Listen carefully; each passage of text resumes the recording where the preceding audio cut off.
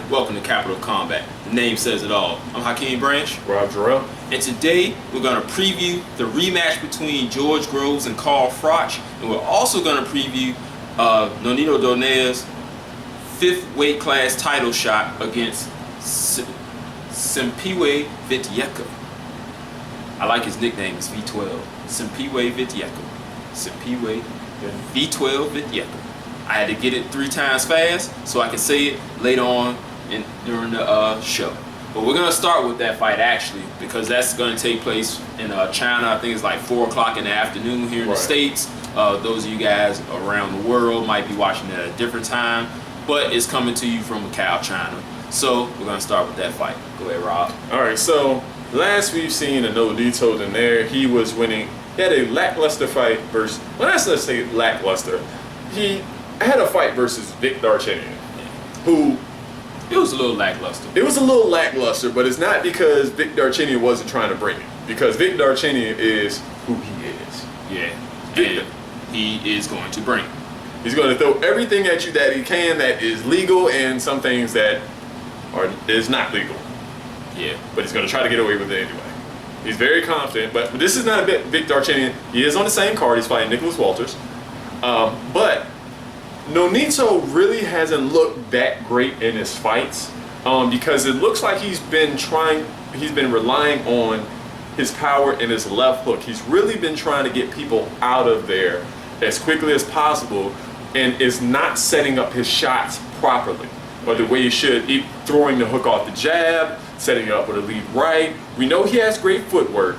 We know he has great technical abilities and speed, but he's just not fighting in a manner that best utilizes, one, his money shot, and 2, keeps him out of trouble, because I don't know if he's trying to make the fights exciting.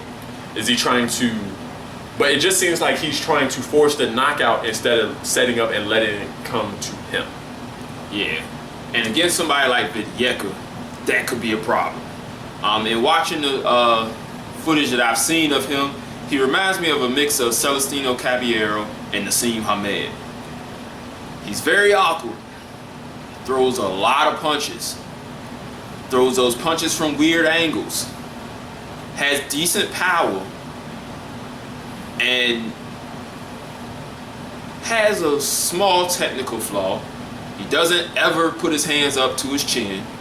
But he has some decent head movement and footwork to kind of balance out the fact that he doesn't protect his face with his hands. Now, against Donaire, all of those things could be at an advantage to him if Donaire is only looking for the knockout. Because those weird angles, those punches and bunches, and a more powerful than expected punch is gonna kind of have Donaire guessing for a while. It might end up looking the way the Mauricio Herrera-Danny Garcia fight looked, with Herrera putting rounds in the bank and people not really expecting him to, especially with not a lot of people knowing who Vetyeka is. They're thinking this is probably a showcase fight for Donaire. It's set up to be, if you look at on paper, Vetyeka's record, the people he's fought, and how he is not really known on the world stage. But the names that he has fought, he was competitive against. And in his last fight against Chris John, who was a champ for a very long time, I mean, he beat Juan Manuel Marquez 10 years ago for a belt that he still owned up until Vetyeka promptly removed him of said belt. So, when the time came, he stepped up to the plate. And now he's stepping up to the plate on the big stage against Donaire, because it's going to be on HBO, where a lot more people are going to see the fight, as opposed to the Chris John fight, which happened in like Australia, and you had to get it on YouTube, which is still hard to find. That's right. So Donaire is going to need to do everything Rob said in order to make this a winnable fight for him. He's going to have to set up the shots. He's going to have to use his footwork. He's going to have to use the angles. He's going to have to mix up the shots. And he's going to have to be smart. Otherwise, he's going to be looking at an upset. Now, he says that before the Darchinyan fight, he said the fire really isn't there. Now he's saying the fire is back. That's all well and good, but in your last fight, you only spent a week or two, a few weeks with his coach, Robert Garcia, and you spend the rest of the time training in Northern California, which is not good, especially when you're fighting against someone that's like Darchinyan. Now you're fighting someone who is a champion in Vetyeka. Now, I'm not sure if he actually spent time in camp with Robert Garcia, which would... He's actually not with Garcia at all anymore. His father is now training him full time. Okay, I've never heard anything about his father as a coach. But my question would be his actual conditioning. We know the skill is there. We know he may need to become more patient with his punch selection and using his feet, kind of maybe trapping Vetyeka. But his problem has always seemed to be conditioning. Now, if his conditioning is right, it should be a winnable fight for him. If it's not, he will tire in the later rounds if he is extended in the later rounds. Now, as far as his father goes, I believe that was his original trainer from back in the day, like when him and his brother Glenn were children. And then after he got famous, they had some sort of falling out, right, and he went to the other trainers, and now he's back with his father. So good for that, family affair. But really, that's it for this fight. That's how we see it going. As far as a call, I'm gonna go with Donaire. I think he will eventually catch Vetyeka. He hasn't really gone 12 rounds that many times. Donaire has. So being on the biggest stage that he's been at so far, with the best fighter that he's been in there with so far, and having to play a cat and mouse game with him might wear on him. Vetyeka's an exciting fighter.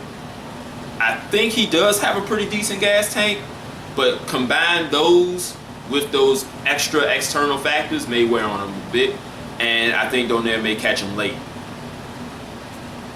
I have nothing else to add to this. All right, so let's move on to the rematch between Carl Froch, the IBF champion, George Groves. This is a rematch from there. It was a November fight, correct? Yep, November. It was the same day as Pacquiao Rios. I'm gonna put a link to our post-fight recap in this video because a lot of the stuff going into this fight, we've already talked about in that video.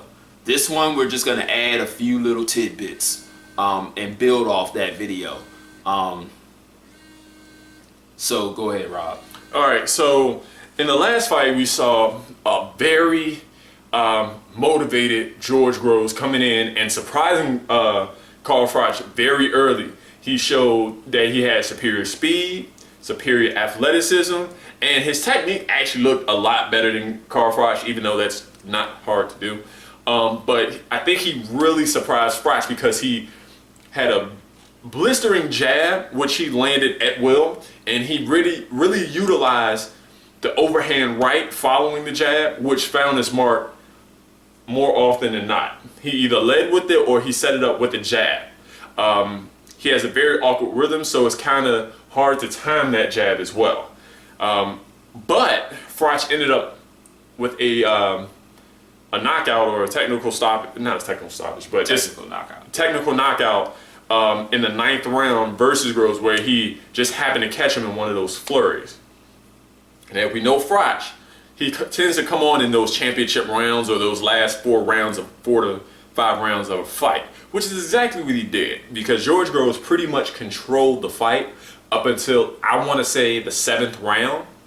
And in the 8th, even from the 6th round on, I could start seeing Froch kind of impose his will a little bit more, even though he was still getting pretty, George is still landing at will on Froch.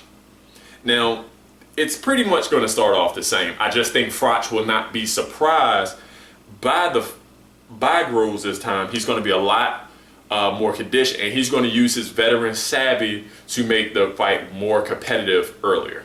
All right. Yeah, I'm thinking it's going to be the exact same fight with, of course, a hopefully non-controversial ending. Because of how strong Froch comes on and the frenetic pace that Groves has, he'll probably still get tired again. Froch is going to come on again. The question is, those late rounds, will Froch be able to finish him, or will Groves be able to get that second win and finish the fight? That's really the only question for me. Now, as we said in the in the post-fight wrap-up in our other video, there isn't a right hand that Carl Froch's face doesn't like, but there's not a fighter out there who can say that Carl Froch really phased late in the fight. I mean, even when he was getting whooped by Andre Ward, he started coming on late in that fight. Jermaine Taylor, same thing. Mikkel Kessler, same thing. Every single fight, come rounds 9 through 12, it's Carl Froch time. Not really a fan of the guy at all, but you gotta respect that. I mean, that guy's motor and his will is second to none. His technical skill and all that other stuff leaves a lot to be desired, but the man won't be denied. Like, you're really gonna have to beat him to beat him. Now, the question is, can George Groves do that for 12 rounds? We'll find out on Saturday. I'm thinking he probably won't. I'm thinking Froch around 11, 12. Between 10 and 12, Froch is going to stop him. Now, Rob pointed out something that is going to be why it happens. We were talking earlier, and because of George Groves' very wide stance, when he throws that right, which he's going to land 9 times out of 10, he ends up squared up. And when he does that, he just covers up. Now, Carl Froch, for single shots, is very slow. But he throws in combination pretty well. The problem is he kind of slaps when he does it, and he squares up as well. Now, if Groves can catch on to that and punch with Froch as he was doing in rounds 4 through 6, you saw he can do some damage. If he can do that late in the fight, he can stave off Froch and win. Now, with those slaps is another thing that I noticed, how Froch ends his flurries against a covered up Groves. He always ended it with a body shot. And it was kind of hard to see, but once he is 1, 2, 3, 4, and he comes right under with either the left or the right, and it kind of hits him right below the ribs. And I know that took a toll on Groves, especially the fact because in his stance, left hand down, right hand up, but he's hunched over and he has that wide stance, and that can't be a position that he could be in that's gonna that works well with his stamina. Right. And also with that crouched stance, he kind of chicken wings his right hand, his right arm. So that left hook for Froch was there all night. He wasn't really slow enough to get it there until Groves squared up on him. But George Groves is going to square up on him. And one thing I wanted to add on, Froch does slap a lot with those combinations, but like Rob said, when he finishes with those body shots, that one is the one that counts. And that one is the one he always turns over. And those are going to take their toll again, which is why I'm thinking he's going to get the stoppage somewhere around 10 through 12. Yeah, same here. It's going to be a late knockout, whether it's technical or just a straight up knockout. Groves is good. I just think I don't know if that's his natural stance, how he prefers to fight, but he kind of needs to learn either how to take a breather or slow himself down, because he's so frenetic. I think he wears himself out during the fights. Yeah, a commenter, a viewer commented on our post-fight video that he's pretty much a David Haye clone, which is true because they had the same trainer for a long time. I think Groves switched trainers recently. But same thing happened with David Haye. They both got tired really quick because of that style, and also because of their body types. They're very heavily muscled. They got a lot of that type 2 muscle that fatigues pretty fast. Right. And you gotta really, really know how to work in order to keep that from happening. Carl Froch, being a little bit slower, is a little bit more conditioned. And so we circle those wagons again to Froch stoppage. So the onus is on Groves to prove most people wrong, because I think that's the consensus of this, is Froch will stop him late again.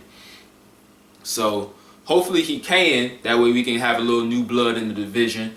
You also have Brandon Gonzalez versus James DeGale on the undercard of that fight. I don't think it's going to be televised here in the States. It probably will be overseas in England. It's going to be a raucous, monumental, any big word I can think of for a big event is going to be that. It's at Wembley Stadium, and we know how those are. That's why I love the British fans. Exactly. So for you guys overseas, you're going to enjoy a great card. But if those guys are to win, those are pairings we can do. If Groves wins, perhaps he can get in the ring with Andre Ward. That's a fresh face for him, so he can finally have a fight. That's right. If Froch wins again, there's really not too much for him. Like, he's fought everybody in the division. He'll probably fight Ward again, or he might fight Brandon Gonzalez, or whoever wins on the undercard with either Brandon Gonzalez or James DeGale. Right. So, yeah, his options are a little bit slimmer than Groves, because Groves already beat DeGale. That's right. If I'm not mistaken. So if Gonzalez wins, then he's got Gonzalez. If no, then he's got Andre Ward as well, both trained by the same person. So if Gonzalez wins and Froch wins, then Andre Ward's back in a rock and a hard place again. That's it, guys. Thanks for watching this video. Make sure you subscribe if you haven't subscribed. Share this video with your friends. If you have anything to say, comment below. Make sure you like us on Facebook, Capital of Combat. You can follow us on Google+, Capital of Combat again. Or you can hit us up on our email, capitalofcombat@gmail.com. It's real simple. Hit us up with your comments, questions, any tidbits you want to add. Leave them down in the comment section and we'll get back to you. So we'll see you guys in the next video. Peace. This is round one and you've already lost. They don't seem to see that everything we've done is coming and cost. My fists are on fire, I perform till I perspire. My demons are in a rage, keep thinking that it's a game. I kick crime, hurricane, I told them I don't play, I'm liquid. Black Street Fighter.